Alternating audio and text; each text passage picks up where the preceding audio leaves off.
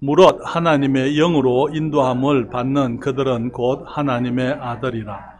너희는 다시 무서워하는 종의 영을 받지 아니하였고 양자의 영을 받았으므로 아바 아버지라 부르짖느니라. 성령이 친히 우리 영으로 더불어 우리가 하나님의 자녀인 것을 증거하시나니 자녀이면 또한 후사 곧 하나님의 후사요 그리스도와 함께한 후사니 우리가 그와 함께 영광을 받기 위하여 고난도 함께 받아야 될 것이니라. 아멘. 기도하겠습니다. 거룩하시고 존귀하신 우리 주님, 주님의 이름으로 저희들이 모여서 예배할 수 있도록 도와주셔서 감사드립니다. 주님, 정말 세상이 갈수록 어렵고 힘든 시대입니다. 지금 세종에도 코로나 환자들이 이제 나오고 있기 때문에 주님, 많은 사람들이 불안하지만은 그러나 저희들이 주님을 우선적으로 생각하고 하나님이 모든 것을 다스리기 때문에 우리가 정말 그리스도인으로 합당한 삶을 살기 위하여 오늘 이렇게 함께 모여서 예배 드리게 하시고 사랑하는 성도들 함께하게 하심을 감사드립니다. 주님, 이 시간 주의 말씀을 축복해 주시고 저희들이 다시 한번 우리 주님 안에 거하는 삶을 생각할 때에 주님 지혜와 은혜로 인도해 주시옵소서. 이 종에게 주님의 말씀을 통하여 아버지를 기쁘시게 해드릴 수 있도록 도와주시옵소서. 성령께서 종을 주장하시고 주의 자녀들이 말씀을 이해하고 함께 말씀으로 인하여 기뻐하게 하여 주시옵소서. 예수님의 이름으로 기도했습니다. 아멘. 여러분 자리에 앉으시겠습니다. 2021년 주제를 우리는 내 안에 거하라 라는 말씀으로 시작을 했습니다. 전사님 그 문들 좀 거기 이 창문들도 좀 열어야 되겠어요. 창문들도 좀 열어 놓으시고요. 그래서 2021년에 우리가 내 안에 거하라는 주제로 말씀 사역을 시작을 하면서 우리 요한복음 15장 4절 말씀을 우리 주제 성구로 우리가 함께 생각을 했습니다. 주님 말씀하시기를 내 안에 거하라 나도 너희 안에 거하리라 말씀하시고 가지가 포도나무에 붙어 있지 아니하면 절로 과실을 맺을 수 없음 같이 너희도 내 안에 있지 아니하면 그러하리라 주님이 말씀을 하셨습니다. 우리는 이 말씀에서 우리 주님께서는 우리를 부르실 때에 열매를 위해서 주님을 위해서 과실을 맺게 하시려고 우리를 택하고 세우셨다 하는 사실을 함께 생각을 했습니다. 우리 요한복음 15장 16절에 말씀하시기를 너희가 나를 택한 것이 아니요 내가 너희를 택하여 세웠나니 이는 너희로 가서 과실을 맺게 하고 너희 과실이 항상 있게 하여 내 이름으로 아버지께 무엇을 구하든지 다 받게 하려 함이니라 그렇게 말씀을 했어요. 주님께서는 우리가 이 땅에서 그리스도인으로 살면서 그리스도인으로서의 열매가 우리의 삶 속에서 나타나게 되기를 원한다고 주님이 말씀을 하고 있는 것이죠. 그래서 우리가 성공적인 그리스도인의 삶을 살면서 우리의 삶 속에 우리가 주님을 위해서 열매를 맺게 될 때에 성경은 또 말씀하시기를 요한복음 15장 8절에 너희가 과실을 많이 맺으면 아버지께서 영광을 받으실 것이요 너희가 내 제자가 되리라 말씀을 하신 것을 보게 됩니다. 저는 앞으로 우리 그리스도인들로서 우리의 삶 속에 맺어져야 될 열매가 어떤 것들인지 말씀을 드리게 될 겁니다. 그런 것들을 생각을 하게 되겠지만은 여러분 열매라고 하는 것은요 포도나무의 열매의 궁극적인 열매는 포도예요. 그렇잖아요. 예수 그리스도를 믿는 사람들의 궁극적인 열매가 뭡니까? 예수님의 삶이에요. 우리의 삶 속에 우리 주님의 삶, 우리의 주님의 인격, 우리 주님의 그 모습이 나타나는 것, 그것이 우리 주님께서 우리들에게 기대하시는 삶이다라는 사실을 이 시간 말씀을 드리면서 저는 여러분들과 함께 다시 한번 과실을 맺는 것, 우리가 주님을 위해서 과실을 맺는 것이 우리 주님께서 우리를 구원하신 목적이라는 사실을 말씀을 드리고자 합니다. 우리가 많은 과실을 맺는, 한두 개를 맺는 것이 아니고 과실을 많이 맺을 때에 풍년이 들어야 농부들이 기뻐할 수 있는 것처럼 우리의 삶 속에 주님의 가지된 우리에게 과실이 많이 달릴 때에 우리 주님께서 기뻐하시게 되는 것이죠. 그렇지만 이 과실, 열매는 사실 우리가 맺는 게 아니라는 것 이미 말씀을 드렸습니다. 주님께서 가지된 우리에게서 주님의 열매를 맺게 하시는 것이죠. 그래서 우리가 주님의 열매를 맺기 위해서 우리가 해야 될 일은 다른 것이 아니고 열매를 맺기 위해서 우리들이 부지런히 일하는 것이 아니고 주님 안에 거하는 것이라 그렇게 말씀을 했어요. 내 안에 거하라. 그리하면 나도 너희 안에 거하리라. 가지가 포도나무에 붙어 있지 아니하면 절로 과실을 맺을 수 없는 것 같이 너희도 내 안에 있지 아니하면 그러하니라. 주님께서 주님 안에 거하라, 주님 안에 있으라 라고 말씀을 하고 있는 것이죠. 그래서 우리는 abide라는 그 단어, 이 주님께서 abide in me 그랬는데 주님 안에 거하라 하는 그 말을 주님 앞에 거기서 떠나지 않고 거기 머물러 있다 그 말, 그 안에 산다는 뜻이죠. 그 말은 더 dwell, 이 정착함이라고 말씀을 드렸습니다. 또한 그것은 거기서 머물러서 다른 곳으로 가지 않는 것, 그것이 이 말씀에 거하라는 말씀의 뜻이라고 말씀을 했고, 이 continue, 지속되는 것, 계속하는 것, 거기에서 머물러서 그래서 이 abide라는 그 단어 하나가 이런 모습으로 이게 이제 dwell이라는 말로, stay라는 말로, 혹은 continue라는 말로 이 성경에는 번역되어진다 하는 사실을 여러분들에게 말씀을 드립니다. 그래서 오늘 저는 여러분들과 함께 또 한 가지 주님 안에 거하는 삶에 대하여 생각하게 될 때에 우리가 주님의 안에 거한다는 것은 성령 안에 거하는 것이다 라는 사실을 여러분들에게 말씀을 드리고자 합니다. 우리 주님께서는 우리가 이 땅에서 열매를 맺게 하시려고 성령님을 보내셨어요.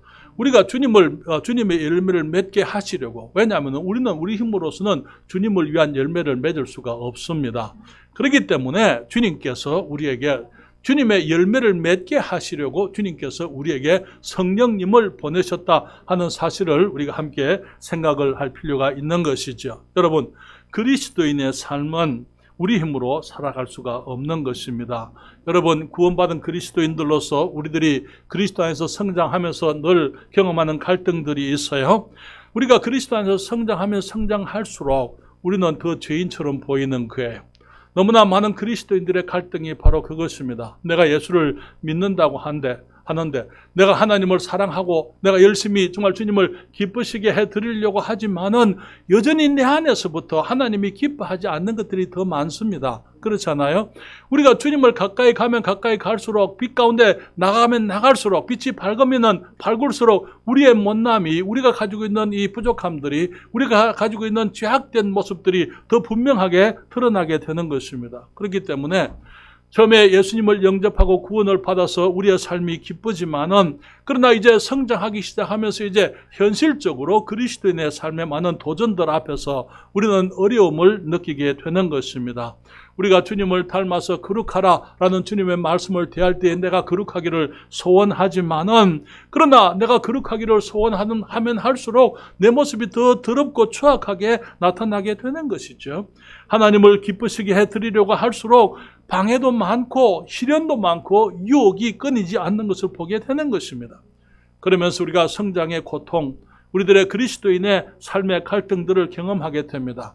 우리는 유혹 앞에 넘어지게 되고 시련 앞에 두려워하게 되고 우리가 넘어지고 깨어지고 눈물을 흘리고 이제 마음이 무거운 그리스도인의 삶, 하나님 앞에 우리의 연약함을 고백하게 되고 정말 우리가 하나님이 아니면 주님의 도우심이 아니면 우리가 이 일을 해결할 수가 없다는 것, 그리스도인으로 살아갈 수가 없다는 것을 우리가 더욱 깨닫게 되는 것입니다.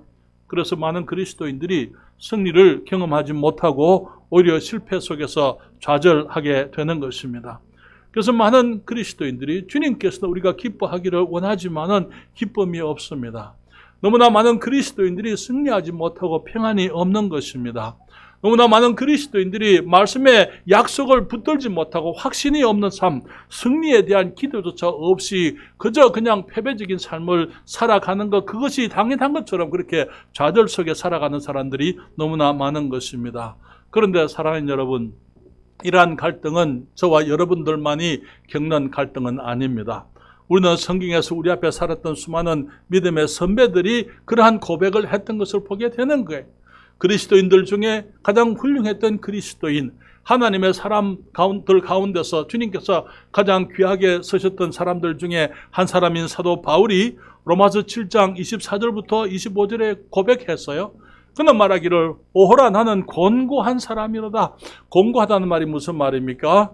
지쳤다 이 말에. 나는 소망이 없다. 난 너무나 힘들다는 거예요. 나는 공고한 사람이로다. 이 사망의 몸에서 이 몸이 저주를 받았기 때문에 이 몸이 사망의 몸이라 그렇게 얘기하고 있는 거예요. 죽음의 몸이에요. 이 사망의 죄로 점철되어져 있고 죄에 갇혀 살아가는 이 몸에서부터 누가 나를 건져내랴. 우리 주 예수 그리스도로 말미암아 하나님께 감사하리로다. 그런즉 내 자신이 마음으로는 하나님의 법을, 육신으로는 죄의 법을 섬기노라, 그렇게 얘기를 했습니다. 사랑하는 여러분, 우리 하나님께서는 우리가 이 땅에서 무엇을 할 수가 있고 무엇을 할 수가 없는지 알고 계십니다. 그렇기 때문에 주님께서는 우리가 할 수 없는 부분에 주님께서 우리를 돕기를 원하세요. 우리 하나님이 계획하신 삶은 우리 주님께서 우리가 슬퍼하고 낙심 가운데 좌절하고 우리가 고민하고 힘들어하는 것, 그거 주님이 원하시는 것이 아닙니다. 우리가 이미 잘 알고 있는 것처럼 요한복음 15장 11절에 성경이 말하기를 내가 이것을 너희에게 이름은 내 기쁨이 너희 안에 있어 너희 기쁨을 충만하게 하려 함이니라, 그렇게 말씀을 했습니다. 말씀을 하시는 거죠. 다시 말하면 주님의 뜻은 무엇입니까? 우리가 얼굴을 길게 하고 눈물을 흘리면서 한숨만 쉬고 그런 삶을 주님이 기뻐하지 않으세요. 주님께서는 우리가 정말 확신 속에서 감사와 찬양이 넘치고 하나님을 영화롭게 해드리고 주님의 기쁨, 하나님의 기쁨 속에서 우리가 우리 안에 그 기쁨이 가득하게 되기를, 충만하게 되기를 주님이 원하시는 것입니다. 그렇지만은 많은 사람들이 주님을 기쁘게 해드리지는 못할 망정 욕만 안 돌렸으면 좋겠다, 그런 모습으로 살아가고 있는 것 같아요. 우리 주님의 계획이 아닙니다. 우리가 여기서 깨달아야 될 것은 무엇입니까? 주님께서 우리를 구원하셨지만은, 그래서 우리가 그리스도인이 됐지만은 우리가 그리스도인으로 사는 것은 우리 힘으로 되는 것이 아니다라는 것이죠. 다시 말하면 우리가 그리스도인이 되는 것도 우리 힘으로 되는 게 아니에요. 그리스도인이 되는 것도 하나님의 은혜로 우리가 값없이 예수님을 믿음으로 어렵다함을 얻게 되고 하나님의 자녀가 되는 것입니다. 마찬가지로 그리스도인의 삶을 사는 것도 믿음으로 살아가는 것이고 하나님의 은혜로 살아가는 것입니다. 주님께서 우리의 연약함을 잘 알고 계시기 때문에 주님께서 우리에게 이제 그리스도인의 삶을 살아가게 하시려고 주님께서 주신 분이 성령님이라는 것입니다. 여러분, 주님께서 이제 이 세상을 떠나시기 전에 주신 약속들 중에 하나가 성령님이에요. 이 성령님은 하나님의 새로운 경륜, 성령 시대가 시작이 되는 것을 말하는 것인데, 성령님이 오심으로 성령께서 우리와 사람들과 함께 계시는 그 시대가 열렸는데, 그것이 성령님께서 항상 사람들과 함께 계셨던 것은 아닙니다. 요한복음 7장 37절로부터 39절에 성경에 말씀하시기를 명절 끝날 곧 큰 날에 예수께서 서서 외쳐 가라사대 누구든지 목마르거든 내게로 와서 마시라. 나를 믿는 자는 성경의 이름과 같이 그 배에서 생수의 강이 흘러나리라 하시니, 우리 안에서부터 예수님을 믿는 사람들은 생수, 생명력이 넘치는 정말 그 신선하고 아름답고 복되고 이 충만한 삶이 우리의 배에서부터, 우리 안에서부터 흘러나오게 될 것이라 이렇게 말씀을 했습니다. 이는 그를 믿는 자에 받을 무엇을요? 성령을 가리켜 말씀하신 것이라. 예수께서 아직 영광을 받지 못하신 고로 성령이 아직 저희에게 계시지 아니하시더라. 성령께서 아직까지 제자들과는 함께 계시지를 않으셨어요. 그러나 믿는 사람들 안에 이제 그 생수의 강이 흘러나게 될 것이다. 우리의 삶에 풍성한 삶을 가능하게 만드는 생명력 있는 능력의 삶이 우리 안에 성령께서 오시게 되므로 그것이 가능하게 된다고 말씀을 하시는 것이죠. 사랑하는 여러분, 요한복음 14장 16절부터 18절에도 주님 말씀하십니다.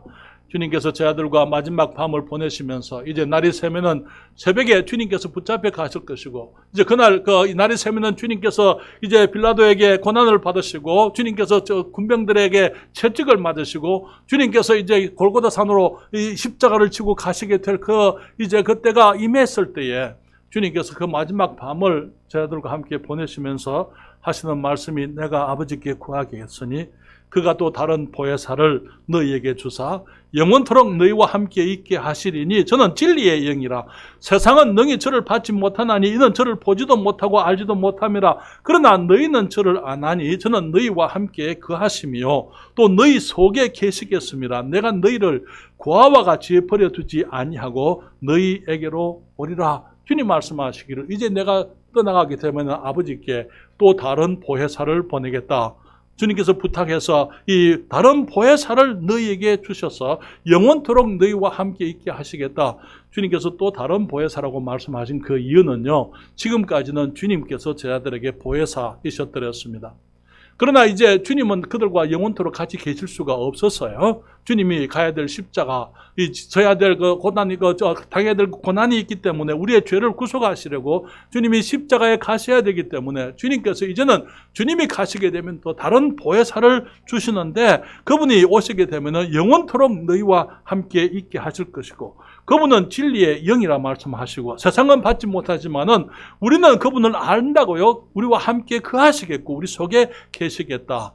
주님 말씀하시기를 그 다음에 내가 너희를 고아와 같이 버려두지 아니하고 너희에게로 오리라. 오시는 성령님이 누구시라고요? 예수님이라고 말하고 있는 거예요. 내가 다시 너희에게 고아와 같이 버려두지 않고 오겠다. 그렇게 말씀을 하시는 것이죠. 여기에 이 보혜사라고 우리 한국말 성경에 번역되어져 있는 파라클레토스라는 그 단어는 곁에 달려와서 나를 지켜주시고 나를 도우시는 분이다 그 말입니다. 다시 말하면 우리 한국말로 제일 쉽게 얘기하면 우리 편이다 그 말이에요. 우리 편, 내 편, 나와 함께 계시면서 언제나 나를 지키시고 나를 보호하시고 나를 이제 옹호해 주시고 나를 인도하시고 가르치시는 분, 내 편 되시는 분이다. 그래서 보혜사라는 그 말, 선생이다, 변호사다 그런 뜻이에요.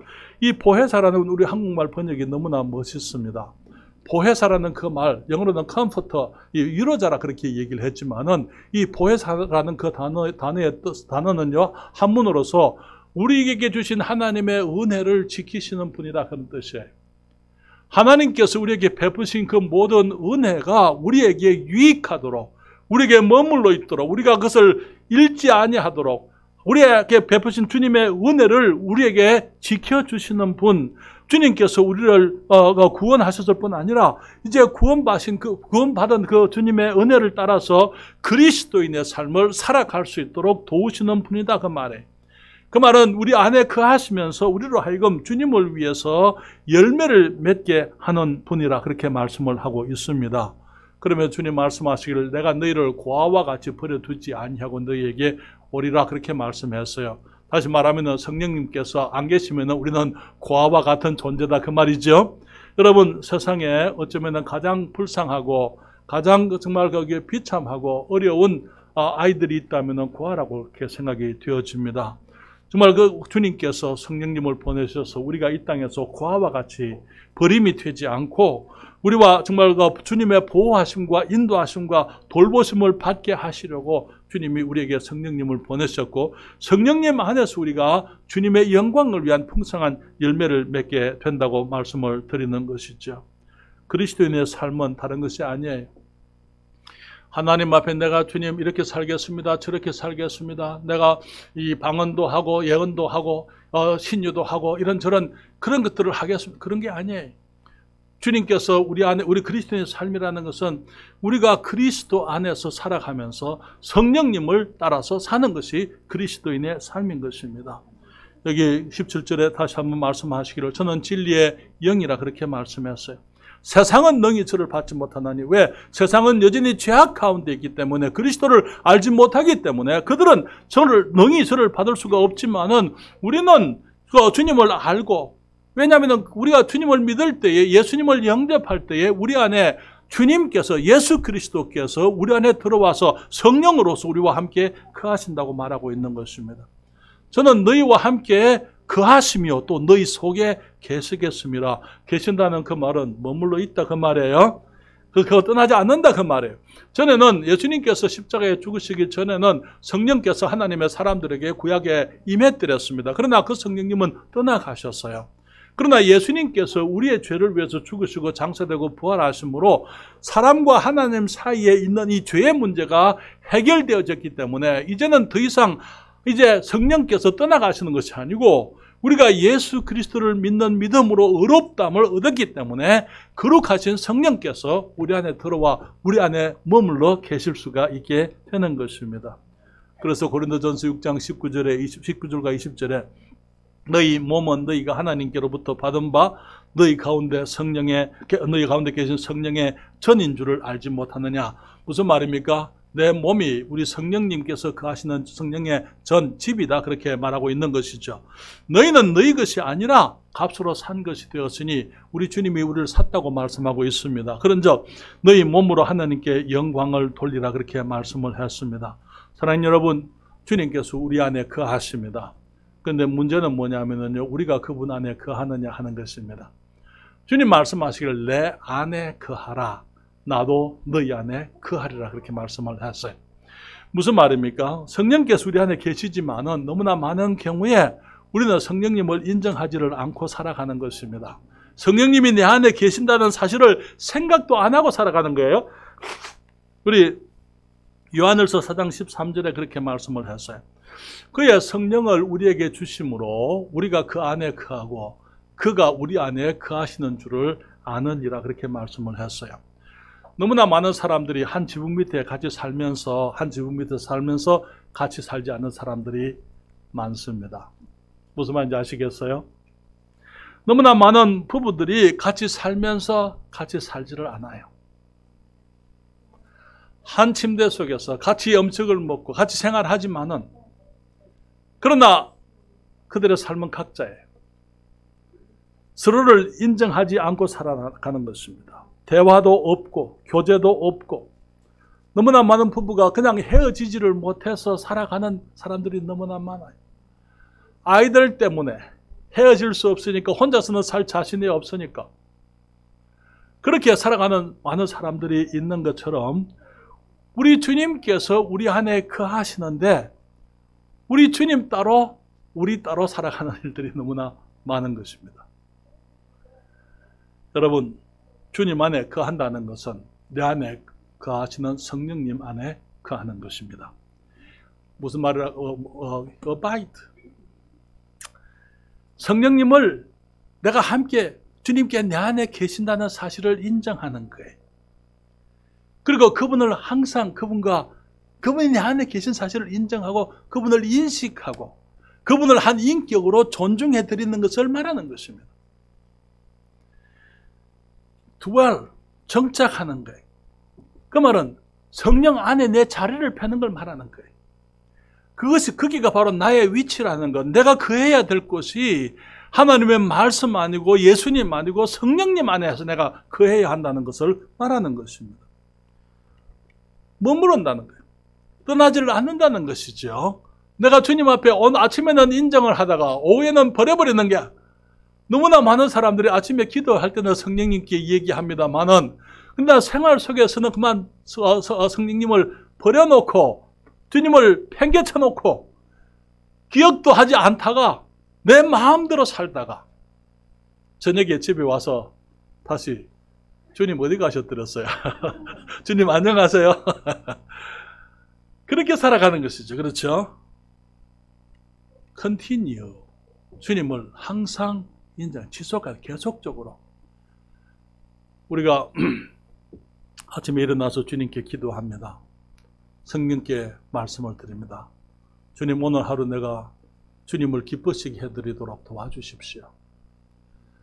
매일 아침에 제가 기도드려요.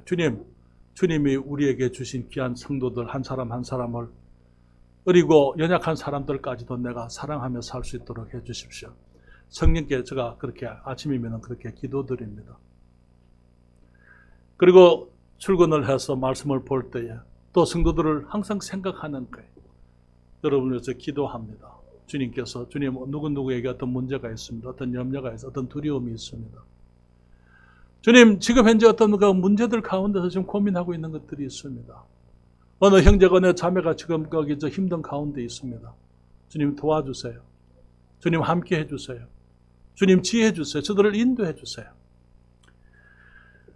지속적으로 성령님을 생각하는 것이죠. 그리고 성령께 늘 내 마음을 내려놓는 것입니다. 말씀을 드리는 것입니다.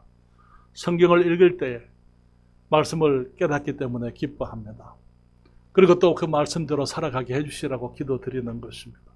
사랑하는 여러분, 주님께서 우리가 이 땅에서 그리스도인답게 주님을 위해서 열매 맺는 삶을 살게 하시려고 우리들에게 이 성령님을 주셨다는 것 우리들이 기억하십시다. 그리고 성령님 안에 거하라고요. 그분 안에 거한다는 것은 항상 인정하고 항상 생각하는 것을 말하는 것입니다. 두 번째로 성령께서는 과실을 맺도록 우리를 영적으로 인도하신다고요. 우리가 성령님을 인정하게 될 때에, 성령님 안에 거하게 될 때에, 그때에 주님께서 우리를 주님의 열매를 맺을 수 있도록 주님께서 우리를 축복하시고 영적으로 인도하시는 것입니다. 우리를 진리 가운데 인도하시겠다고요. 우리 요한복음 16장 13절에 주님 말씀하시기를 그러하나 진리의 성령이 오시면 그가 너희를 모든 진리 가운데로 인도하시리니 그가 자의로 말하지 않고 오직 듣는 것을 말하시며 장래일을 너희에게 알리시리라 그렇게 말씀을 했어요. 우리가 그리스도인의 삶을 살 때에 우리는 구원받고 난 다음에 모든 것을 아는 게 아닙니다. 그렇잖아요. 우리는 앞으로도 지금까지 그리스도인으로서 수없는 진리들을 성경을 통해서 또 성령님의 깨닫게 하심으로 배워왔지만은 앞으로도 우리는 계속해서 성령님을 통해서 영적 진리를 배우게 되어져 있습니다. 그런데 성령께서 우리를 너무나 잘 아세요. 그렇기 때문에 내가 깨달을 수 있는 진리를 늘 말씀을 하시는 것입니다. 우리 자매님들과 함께 우리 여기 지혜 자매님 또 우리 권정임 자매님 함께 일주일에 한 번씩 공부를 하는데요. 지난주에도 우리 여기 자매님이 얘기가 전에 내가 이 말씀을 무슨 말인지 몰랐습니다. 그런데 이제는 내가 압니다. 그렇게 얘기를 하잖아요. 그렇죠? 무슨 얘기입니까? 성령께서 깨닫게 해주시는 거예요. 우리 주님의 그 말씀이 전에는 내 눈에 들어오지를 않았어요. 왜? 내가 그 말씀을 내가 깨달을 만한 준비가 안 됐기 때문에. 그러나 1년의 세월 또 세월이 흐르면서 이제 그 말씀을 깨달을 수 있는 진리들을 이미 깨달았기 때문에 새로운 진리가 깨달아지는 것입니다. 사람들이 깨닫게 하는 게 아니고 목사가 여러분들을 가르치는 게 아니고 정말 얼마나 감사한지 몰라요. 제가 여러분들을 가르치라 주님이 내게 말씀 안 했기 때문에 성령께서 가르치시는 거예요. 성령께서 하나님의 말씀을 통해서 오늘 우리가 지금 여기에 앉아서 같은 설교를 듣지만은 성령께서 각자에게 역사하시는 모습이 다 다른 것입니다. 그렇지 않습니까? 하나님께서 우리를 진리 가운데로 모든 진리 가운데 인도하실 것이고 주님께서 장래 일까지도 알게 하시겠다고 말씀을 하셨어요. 마태복음 16장 17절에 주님께서 그 베드로와의 대화에서 말씀하십니다. 예수께서 대답하여 가라사대 바요나 시몬아 네가 복이 있도다. 이를 내게 알게 한 이는 혈육이 아니요 인간이 똑똑해서 아는 것이 아니고 하늘에 계신 내 아버지시니라. 무엇을 깨달았습니까? 여기 사람들 중에 처음으로 사람들의 입에서 처음으로 예수님에 대한 믿음의 고백이 나왔었어요. 성경을 읽어보시게 되면 거기에 주님께서 제자들에게 물으시잖아요. 사람들이 나를 누구로 하느냐? 그때 사람들이 제자들이 말하기를 예 예수님, 그 어떤 사람들은 예수님을 침례 요한이라 말하기도 하고 엘리야라고 말하기도 하고 선지자라고도 말하기도 합니다. 주님 말씀하시기를 그런데 너희는 나를 누구로 하느냐? 그게 가장 중요한 질문이에요. 다른 사람들이 예수님을 어떻게 생각하느냐 그건 중요치 않아요. 내가 예수님을 어떻게 생각하냐 그게 중요한 거죠. 그때 베드로가 하는 말이 주는 그리스도시요 살아계신 하나님의 아들이십니다. 주님 말씀하시기를 바요나 시몬아 네가 복이 있도다. 이를 네게 알게 하시니는 혈육이 아니요 하늘에 계신 내 아버지시니라. 아버지 하나님께서 영적인 진리를 예수 그리스도가 구세주 되심을 알게 하시는 것입니다. 사랑하는 여러분, 고린도전서 12장 3절에 이렇게 말씀하고 있습니다. 그러므로 내가 너희에게 알게 하노니 하나님의 영으로 말하는 자는 누구든지 예수를 저주할 자라 하지 않고 또 성령으로 아니하고는 누구든지 예수를 주시라 할 수 없느니라. 제가 1969년도 7월 23일 날 거기에 개석한 지 열흘밖에 되지 않은 그 조그마한 교회 그 당시에 우리 69년은 우리 한국에 전기들이 그렇게 많이 없었어요. 그렇기 때문에 정말 이 마을 공회당을 빌려가지고 문화회관을 빌려서 교회가 개척이 되는데 이제 거기 어둑한 그날 저녁에 불이라고는 강대상 앞에 전도사님 위에 하나밖에 없었어요. 가만히 깔고 앉아가지고 그 설교를 듣습니다. 전사님이 하시는 말씀이 하나님께서 우리를 사랑하신다고요. 나를 사랑하신다. 하나님께서 자기 아들 예수님을 보내서 그분이 십자가에서 내 죄를 위해서 죽으시고 장사되고 부활하신 것을 그분이 전할 때에 처음으로 그 얘기를 들었어요. 처음으로 하나님이 나를 사랑하신다는 사실과 그 하나님의 사랑이 그의 아들 예수 그리스도를 나를 위해서 희생하셨다는 그 사실을 제가 들을 때 내 안에서 어떤 분이 말씀을 하시는 거예요. 저것이 진리이기 때문에 네가 그것을 믿어야 한다. 예수를 믿어라. 예수를 믿으면 구원을 받겠다고 내 안에서 하시는 말씀하시는 분이 계셨어요. 성령님이십니다. 그때 그 말씀에 내가 순종해서 주님께 나가서 예수님을 영접하고 구원을 받았습니다. 오래전 얘기예요. 그렇죠. 오래전 얘기. 호랑이가 담배 피던 시절 얘기죠. 그만큼 오래된 얘기입니다. 그 긴 세월을 주님과 동행하면서 우리 주님께서 얼마나 선하신 분인지, 얼마나 존귀하시고 영광스러운 분이신지, 얼마나 섬세하시고 예민하시고 얼마나 친절하신 분인지, 자비와 긍휼이 넘치는 우리 주님을 매일 경험하고 있는 것입니다. 주님께서는 우리를 하여금 주님의 뜻을 알게 하십니다. 진리를 알게 하실 뿐만 아니라 우리 하나님의 뜻이 무엇인지 알게 해주시는 것이죠. 주님께서 사도행전 22장 14절에 그가 또 가로되 우리 조상들의 하나님이 너를 택하여 너로 하여금 자기의 뜻을 알게 하시며 저 의인을 보게 하시고 그 입에서 나오는 음성을 듣게 하셨으니, 지금 이 바울이 구원받은 간증을 지금 하고 있는 것입니다. 내가 구원받았을 때에 그때 이제 그 주님을 다메섹 도상에서 만나서 눈이 멀게 되고 3일 동안 식음을 전폐하고 있을 때에 아나니아라는 사람이 와서 내게 말씀하실 때에 우리 조상의 하나님께서 나를 택하신 사실과 또 이제 나로 하여금 주님의 뜻이 무엇이었습니까? 이방인들에게 가서 왕들과 정말 권세자들 앞에서 복음을 전하고, 그리고 이제 그들에게 예수 그리스도 안에는 구원을 전파하는 하나님의 뜻을 알게 하실 것을 이제 이 바울이 간증을 했습니다. 사랑하는 여러분, 하나님의 뜻을 분별하는 것, 그것은 매우 중요한 것입니다. 우리가 주님의 영광을 위해서 열매를 맺으려면 하나님께서 기뻐하시는 뜻이 무엇인지 알아야 되지 않겠어요? 그런데 그 뜻을 우리가 아는 것은 어떻게 해요? 물어봐야 되는 거예요. 그렇죠? 물어봐야죠. 주님의 뜻이 뭡니까? 주님이 무엇을 원하십니까? 라고 주님께 묻게 될 때에 주님께서 알게 하겠다고 말씀을 하는 것이죠. 어떤 뜻은요, 명백합니다. 하나님의 뜻 가운데 명백한 하나님의 뜻에 대해서는 우리가 물을 필요가 없는 것입니다. 그렇죠? 그런데 어떤 뜻은요, 내가 이것을 해야 될까 저것을 해야 될까 우리가 선택을 하게 될 때에 우리들이 판단을 하지 못하는 경우들이 너무나 많습니다. 그럴 때에 우리 안에 그것을 알게 하시려고 우리 안에 성령께서 계시다는 것이죠.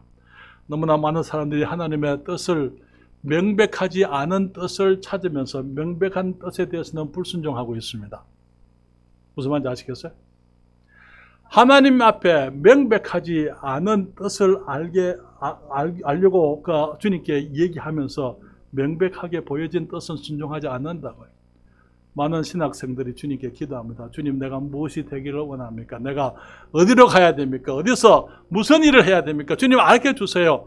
그렇게 질문을 하면서 지금은 성경 읽지 않고요. 지금은 기도하지 않고, 지금은 전도하지 않고, 지금은 내가 하나님께서 분명하게 말씀하신 그 부분은 행치 않으면서 주님께서 아직까지 말씀하지 않는 것을 알려고 애쓰는 사람들이 많다는 거죠. 사랑하는 여러분, 명백하게 주님이 보여주신 뜻에 대해서는 우리가 물을 필요가 없는 거예요. 그렇죠? 주님, 오늘 내가 교회 가야 됩니까? 안 가야 됩니까? 코로나가 지금 확산하고 있습니다. 주님이 모르실까요? 그래? 코로나가 확산하고 있어? 주님께서 우리에게 그렇게 물으시겠습니까? 우리 주님 모르시는 게 없어요. 우리들은 뭘 염려하고 뭘 두려워하는지 주님이 알고 계십니다. 그렇지만 명백하게 주신 주님의 명령에 대해서는 우리가 순종하는 것밖에 없는 것입니다. 그 나머지에 대해서는 주님께 맡기는 거예요. 주님께서 도우시고 주님이 축복하시고 내가 두려워하는 일들에 대해서 하나님께서 지켜주실 것을 우리가 믿는 것입니다.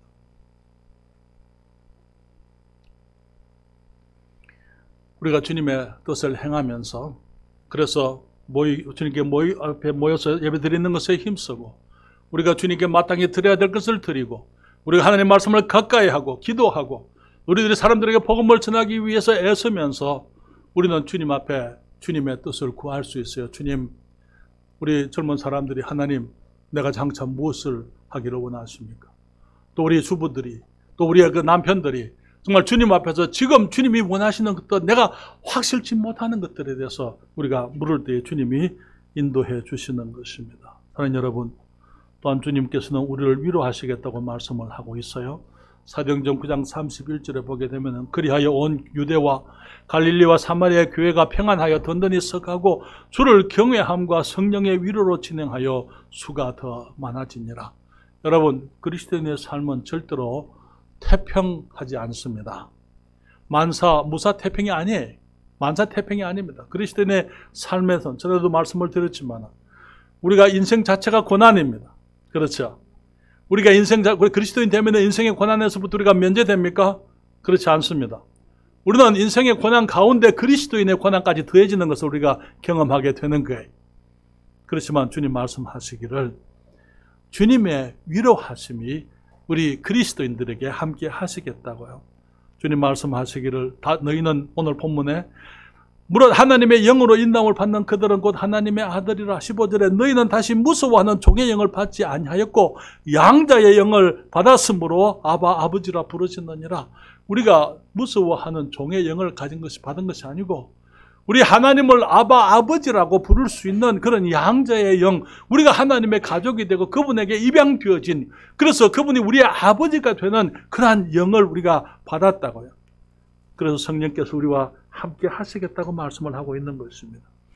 주님 말씀하시기를 자녀이면 또한 후사 곧 하나님의 후사요 그리스도와 함께한 후사니 우리가 그와 함께 영광을 받기 위하여 고난도 함께 받아야 될 것이니라. 그렇지만 우리의 고난의 때에 주님께서 모른다 하지 않으시는 분이에요. 주님께서 우리를 내버려 두지 않는 것입니다. 그와 같이 내버려 두지 않고 내가 너희에게 다시 돌아오겠다고 주님이 말씀을 하신 것입니다. 그래서 주님 말씀하시기를 우리가 누구인지 주님이 알게 하신다고요. 로마서 8장 16절부터 18절에 주님 말씀하시기를 성령이 친히 우리 영으로 더불어 우리가 하나님의 자녀인 것을 증거하시나니 자녀이면 또한 후사 곧 하나님의 후사요 그리스도와 함께한 후사니 우리가 그와 함께 영광을 받기 위하여 고난도 함께 받아야 될 것이니라. 내가 하나님의 아들이라고 누가 얘기합니까? 성령께서 말씀하시는 거예요. 내가 착할 때도 주님께서 내가 하나님의 아들이라고 말씀하십니다. 내가 주님께 앞에 못됐을 때도 불순종할 때도 주님을 거역할 때도 성령께서 내 안에 계시면서 그래도 주님과 나와의 관계는 변치 않는 것이다라고 말씀을 하고 계시는 것입니다. 저 시간을 줄이기 위해서 한 가지만 더 말씀드리겠습니다. 여기 갈라디아서 5장 22절 23절 우리 다 같이 말씀을 읽을까요? 성령께서 우리 안에 계시면서 우리를 열매 맺게 하시는 거죠. 자, 같이 읽습니다.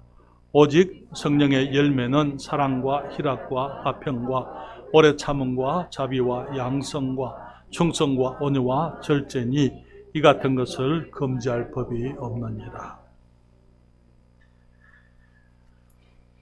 우리 주님의 열매는 성령님이 우리의 삶에서 맺는 열매입니다. 성령의 열매는 어떤 모습으로요? 사랑과 희락과 화평과 오래 참음과 자비와 양성과 충성과 온유와 절제 이 같은 것을 금지할 법이 없다. 전에 제가 우리 교회에서 사랑이 무엇인지 여기 희락이 무엇인지 그런 것들을 한번 말씀을 드린 적이 있습니다. 기억 못 하시죠? 그렇게 제가 다시 할 거예요. 여러분들 기억 못해요? 제가 다시 할 수 있는 거 아니야. 기억해도 제가 다시 할 겁니다. 우리가 하나씩 다시 한번 그 특징을 앞으로 생각하게 될 거예요. 사랑하는 여러분, 우리 주님께서 떠나가시면서 우리 힘으로는 우리가 열매를 맺지 못하는 것을 아셨습니다. 그래서 주님께서 우리가 주님을 위해서 열매를 맺게 하시려고 성령님을 보내셨습니다. 우리 안에 거하시는 거죠. 그런데 성령님을 모시고 있는 모든 그리스도인들이 다 성령님의 인도를 받는 것은 아닙니다. 어떤 그리스도인들은 성령이 내 안에 계신 것도 모르고 있는 사람들도 있어요. 생각지도 않는 것입니다. 어떤 사람들에게 성령은 그냥 필요할 때만 찾는 어떤 분이에요. 많은 사람들이 성령님을 불편하게 생각합니다. 마치 시어머니가 오신다면 불편한 시어머니, 그 며느리들처럼요. 장모님이 반갑지 않은 어떤 사위들처럼. 그래서 장인 장모를 모시고 살지만은 함께 모시고 살지 않는 사람들이 너무나 많잖아요. 그렇잖아요. 두렵고 귀찮은 존재. 어제 우리 잠시 점심을 먹으면서